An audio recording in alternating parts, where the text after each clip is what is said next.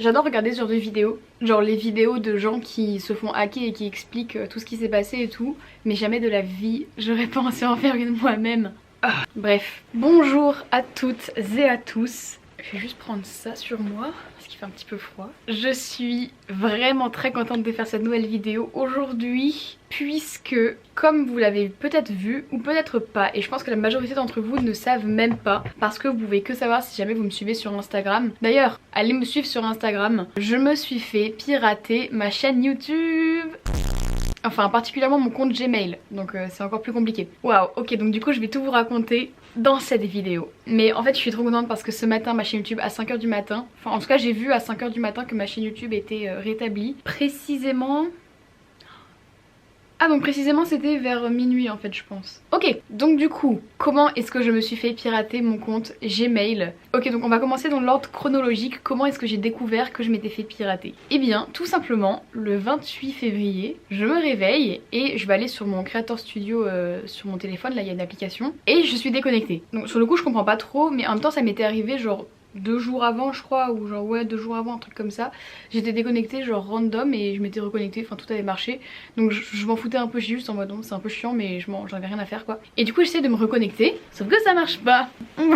Ça marche absolument pas. Et il y a un message qui s'affiche sur mon téléphone, enfin genre quand je veux me connecter, que je vais vous lire immédiatement. Vous essayez de vous connecter sur un appareil que Google ne reconnaît pas et nous ne disposons pas d'informations suffisantes pour vérifier qu'il s'agit bien de vous. Pour votre protection, veuillez... Et ne pas vous... Je suis vraiment... bête, je sais pas lire. Pour votre protection, vous ne pouvez pas vous connecter pour le moment, réessayez plus tard ou connectez-vous à partir d'un autre appareil. Et en fait, ce message apparaissait aussi quand je cliquais réinitialiser le mot de passe. Parce que ce que j'ai oublié de dire, c'est qu'en gros, je notais mon adresse mail et je mettais le mot de passe et là, ça me mettait ce message. Donc je me suis dit, bah, enfin, ça me mettait mot de passe incorrect et ensuite ça. Donc j'essaie de réinitialiser mon mot de passe et je ne pouvais pas. Parce que j'avais encore ce message. En gros, ce message s'affichait tout le temps, quoi que je fasse. Et du coup j'étais bloquée parce que bah je pouvais pas réinitialiser mon mot de passe en fait. C'est donc là que j'ai essayé de me connecter à YouTube tout court et j'étais aussi déconnectée, donc je pouvais pas non plus genre regarder, enfin si je pouvais regarder des vidéos mais enfin j'avais plus accès du tout à mon compte en fait Google. J'essaye également sur AdSense parce que c'est le truc pour gagner des sous quand on fait YouTube. Du coup j'essaye aussi de me connecter ici vu que c'est aussi lié à cette adresse mail.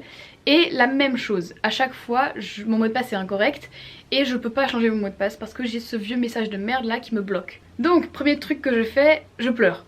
Et donc du coup plus la journée passe, enfin plus les minutes passent, plus les gens commencent à être actifs sur Instagram, etc. Et sur Instagram je reçois plein de DM en mode elle est où ta chaîne YouTube genre. Et j'étais en mode attends, il y a un gros problème parce que moi je pensais juste que j'étais déconnectée de mon compte. Mais je savais pas que ma chaîne YouTube était inexistante. Et en fait ma chaîne YouTube avait disparu de la plateforme et j'ai pu vérifier qu'elle avait bien disparu parce que dans le lien de ma bio Insta, enfin il y avait dans ma bio Insta le lien de ma chaîne et quand je cliquais sur le lien il y avait rien quoi, il y avait ça.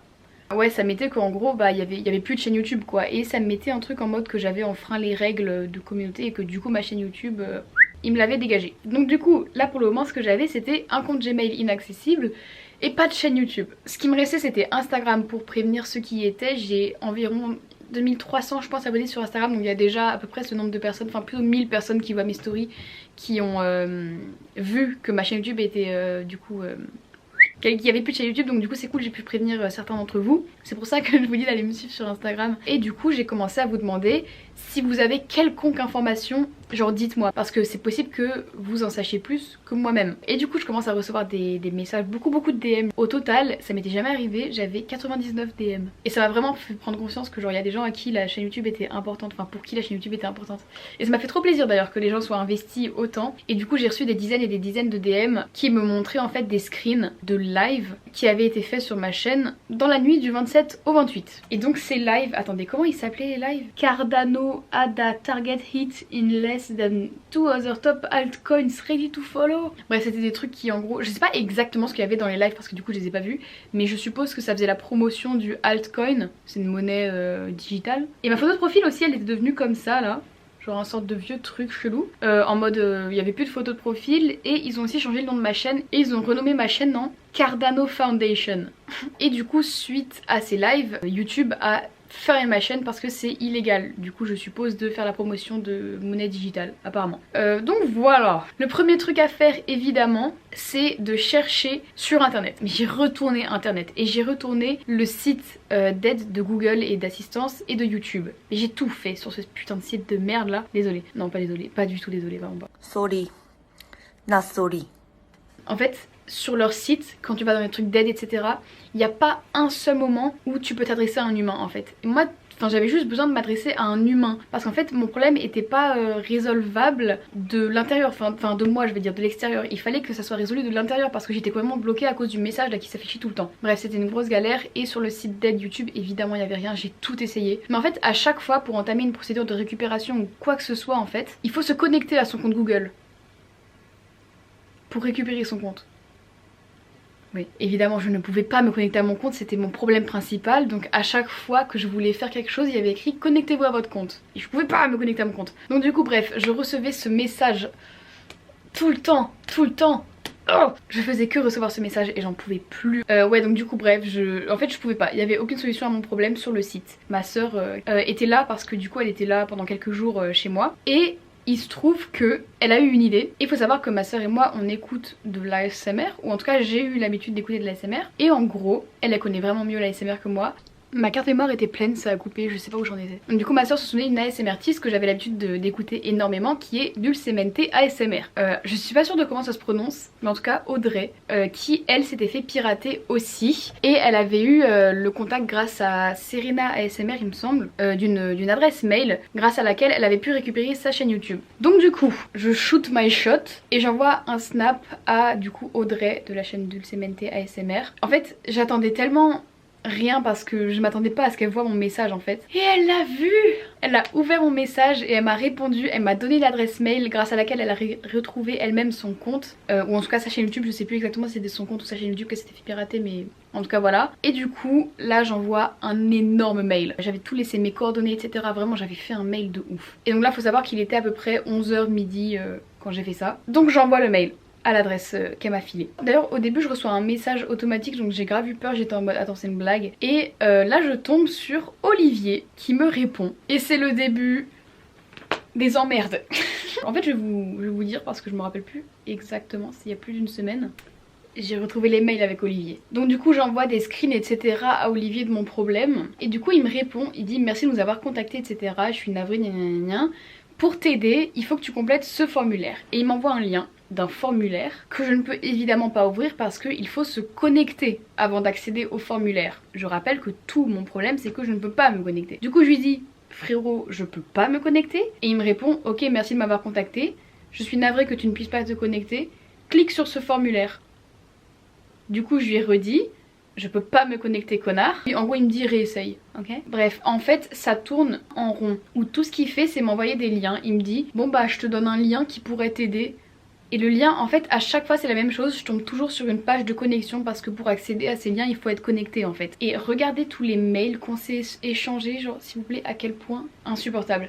Du coup j'échange avec Olivier pendant plusieurs jours. La dernière fois que je lui ai parlé c'était le 5 mars, donc il y a 5 jours. Et la première fois que je lui ai parlé c'était donc le 28 février. Donc pendant bah du coup 5 jours ça tournait en rond. Et 5 jours genre ça me drainait émotionnellement et nerveusement. Mais vous imaginez même pas à quel point. Genre en fait ça m'épuisait. Et du coup le 5 mars le dernier mail que Olivier m'a envoyé, c'est en gros je sais pas si je pourrais t'aider davantage quoi. Parce que je faisais que lui dire ça marche pas, merci beaucoup de toute votre aide mais ça ne marche pas. Tout ce que vous m'envoyez ne marche pas. Pourquoi quelqu'un de Bruxelles m'appelle ? J'ai peur. Enfin bref, c'était horrible, surtout que Dulcemente ASMR, elle m'avait expliqué qu'en gros, elle, pour récupérer sa chaîne, et même quand je crois qu'elle l'a dit dans sa vidéo, elle avait eu du coup Linda qui s'était occupée d'elle, non pas Olivier, et en gros elle lui avait posé des questions et grâce à ça elle avait pu récupérer ses trucs. Et moi j'avais ni Linda, moi j'avais vu Olivier de merde là, et j'avais pas de questions en fait, tout ce qu'il faisait c'était m'envoyer des liens et ça marchait pas quoi. Donc du coup je commençais à déprimer. Et il y a un truc à savoir sur Olivier, en fait ça m'a saoulé mais au plus haut point parce que je sais très bien que je parlais pas du tout avec un gars qui s'appelait Olivier. Je m'explique. Est-ce que vous avez vu dans Bref, Bref, je m'appelle Eric Dampierre. Bref, mon nom à moi, c'est Eric Dampierre. Lui, c'est Eric Dampierre. Lui, c'est Eric Dampierre. Et lui, c'est Eric Dampierre. Eric Dampierre à l'appareil de Télécom 3000. Bonjour. C'est exactement ça. Si vous l'avez pas vu, en gros, c'est juste n'importe qui prend ta demande. C'est pas un humain qui te parle, c'est ils s'appellent tous Olivier, ils s'appellent tous Eric Dampierre, quoi, vous voyez. Et en fait, je savais très bien que c'était pas une personne qui m'écoutait à chaque fois parce que il me demandait des informations que je lui avais déjà données, genre littéralement 10 ou 15 fois avant, quoi. Genre mon adresse mail piratée, elle est écrite au moins 50 fois au total dans la conversation, mais littéralement. Au bout d'un moment, entre tous les screens que j'ai envoyés, tout, je savais très bien que c'était pas un Olivier. Et en plus, le fait d'avoir eu une réponse automatisée avant d'avoir un humain qui s'occupe de moi, voilà, moyen. Donc c'était super chiant. Alors qu'est-ce qui s'est passé après? Parce que du coup pendant ces 5 jours là j'étais genre en grosse déprime de ouf. Enfin vraiment ça, genre j'allais juste pas bien. J'avais juste l'impression, même pas que l'impression, on m'avait littéralement pris le truc qui me rendait genre vraiment heureuse et stable. On me l'avait arraché et brutalement en plus. Hein. C'est douloureux en vrai. Hein. Surtout que je suis venue tellement loin sur mon parcours YouTube. Donc du coup je commence à désespérer et je sais plus exactement quel jour, mais je crée une nouvelle chaîne YouTube que j'ai appelée Alia chaîne secondaire. Au début j'ai juste appelé Alia, mais ensuite je l'ai appelé Alia chaîne secondaire, que les gens comprennent un peu mieux. Je vais essayer de reprendre une chaîne, quoi, une nouvelle chaîne, mais ça me déprimait mais au plus haut point. C'est dur en vrai. Du coup je crée ma chaîne YouTube, je poste les vidéos que j'ai sur mon ordinateur et là encore un coup dur, j'ai pas la vidéo room makeover sur mon ordinateur.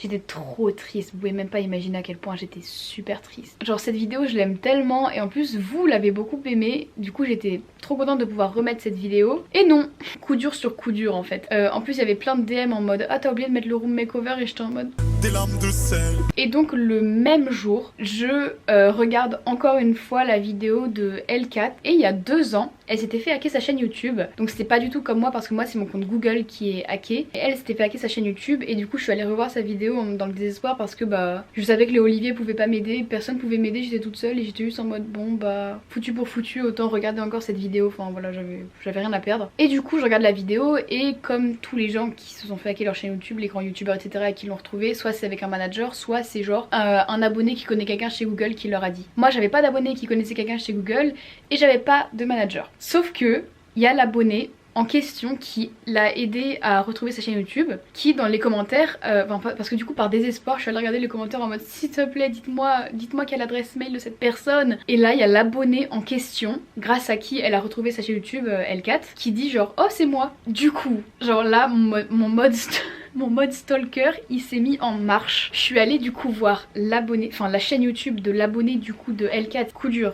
Sa chaîne YouTube était inactive depuis genre plus d'1 an etc. Mais il y avait écrit ses réseaux sociaux. Donc du coup je suis allée voir son Instagram. Mais en fait elle avait créé un Instagram uniquement pour YouTube qui était du coup inactif. Et là encore plus psychopathe. Je sais pas pourquoi, je sais plus exactement ce que je me suis dit, mais je me suis juste dit genre c'est sûrement un compte lié que à sa chaîne YouTube. Et du coup je suis allée voir, elle est très psychopathe, dans les trucs où elle était identifiée, genre dans ses identifications. Et genre j'ai scrollé tout en mode sur le compte de ses amis. Attends non qu'est-ce que j'ai fait exactement? C'est pas ça que j'ai fait, attendez. Je crois que je suis allée dans les commentaires d'un truc. Je crois que je suis allée... What? Attendez, je sais même plus ce que j'ai fait, mais en tout cas j'ai réussi à trouver une de ses amies. Je suis une psychopathe. Et elle était identifiée sur une photo et j'étais en mode c'est son vrai compte! Et j'ai réussi à trouver son vrai compte.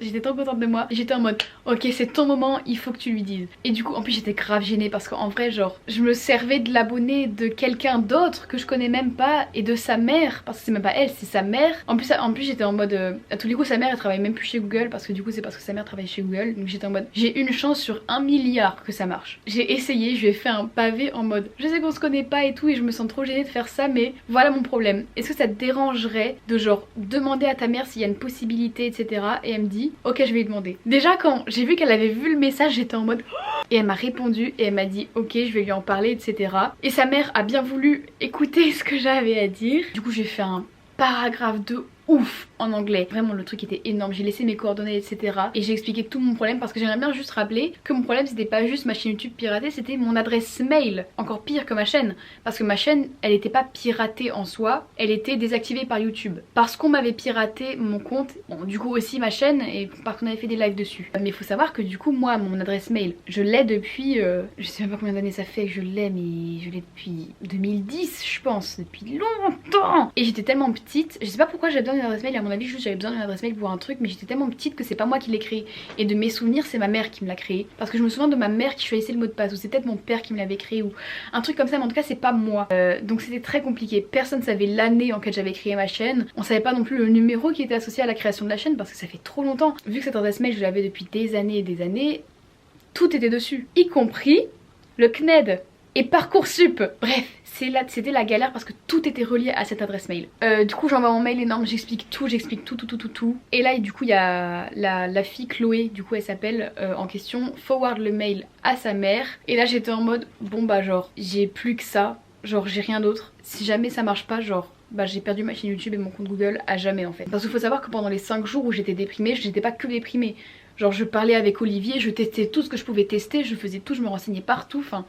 Vraiment j'étais au bout du rouleau, j'avais tout essayé. Bref voilà, pendant la journée, mon autre sœur, elle habite à Dublin, on était en FaceTime. Enfin en WhatsApp mais en FaceTime vous voyez. Parce que du coup elle essayait de voir si elle pouvait m'aider etc. Enfin pour voir les choses un peu plus d'elle-même et avec son œil. Elle-même elle connaît des gens qui travaillent chez Google etc. Qui pourraient connaître d'autres gens etc. Donc du coup elle a essayé d'envoyer des messages etc. à des gens qu'elle connaissait. Elle a regardé le problème par elle-même. Enfin pareil on tournait en rond. Enfin le problème n'était pas solvable de nos mains genre. Genre fallait vraiment que ça soit quelqu'un d'interne qui fasse le truc, vous comprenez. J'ai même tweeté Google, Gmail et YouTube. Et YouTube m'a répondu. En gros, YouTube a slide dans mes DM, si je puis me permettre. Enfin, ils ont pas ça dans mes DM, ils m'ont dit de slide dans les leurs. Du coup, j'ai pas répondu au tweet, je me suis dit j'attends. Et du coup, quand j'étais encore en FaceTime avec ma soeur, je reçois des appels. Genre je reçois genre 3 ou 4 appels il me semble.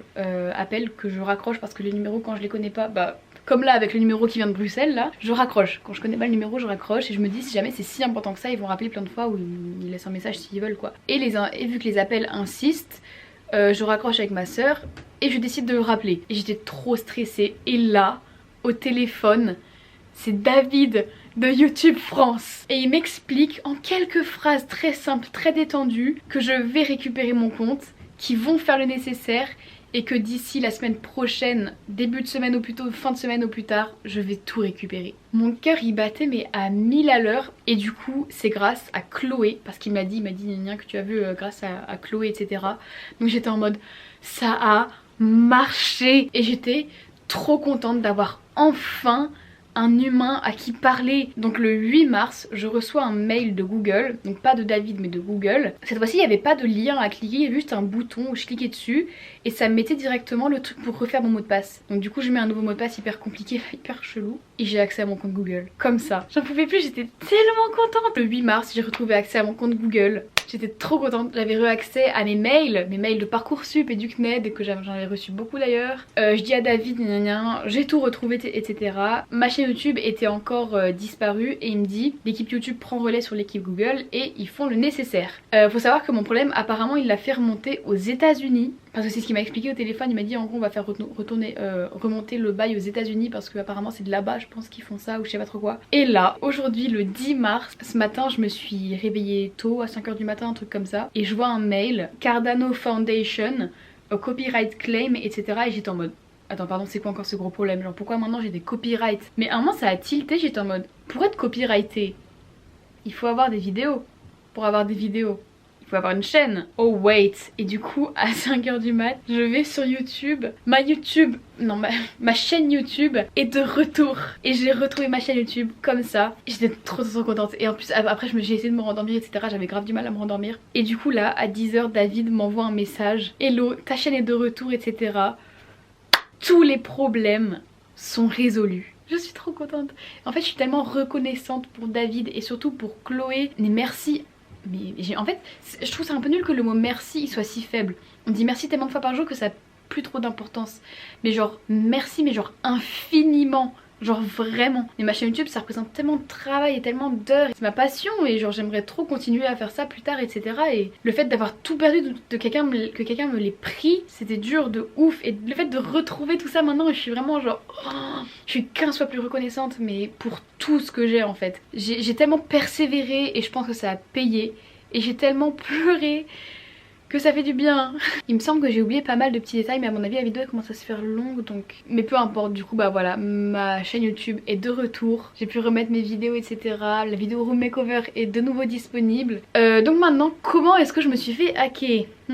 Eh bien à cause d'un faux mail d'une marque. La marque Dollskill, qui est une marque assez connue que moi-même je connais depuis longtemps. Donc la marque n'est en aucun cas responsable pour ça, hein. C'est des gros fils de chiens qui ont fait ça. C'est pas la marque, mais en tout cas ils se sont fait passer pour Dollskill, me proposant une collaboration rémunérée en plus de vêtements. Donc j'étais en mode évidemment que je vais le faire et donc j'étais très contente. Ils me demandaient de choisir des vêtements entre les collections sorties et une qui n'est pas encore sortie. Vu que la collection n'était pas encore sortie, il fallait que je télécharge en sorte un catalogue qui n'était pas un catalogue, qui était un salaud de virus qui est rentré dans mon ordinateur. Je sais que c'était un virus parce que en gros quand je l'ai mis sur mon ordinateur, c'était bizarre, ça marchait pas, il y avait des lettres partout en mode codage un peu genre trop chelou. Et quand je suis du coup allée essayer sur l'ordinateur de ma mère, son antivirus s'est genre affolé de ouf et a pas voulu ouvrir le truc. Donc il y avait un virus dans le fichier. Donc voilà, c'est comme ça que je me suis fait pirater. Et apparemment c'est assez commun les arnaques comme ça, enfin pas les arnaques mais les piratages comme ça. Je suis clairement pas la première et malheureusement pas la dernière à qui ça va arriver, mais je suis tellement contente d'avoir retrouvé ma chaîne. Et j'aimerais dire un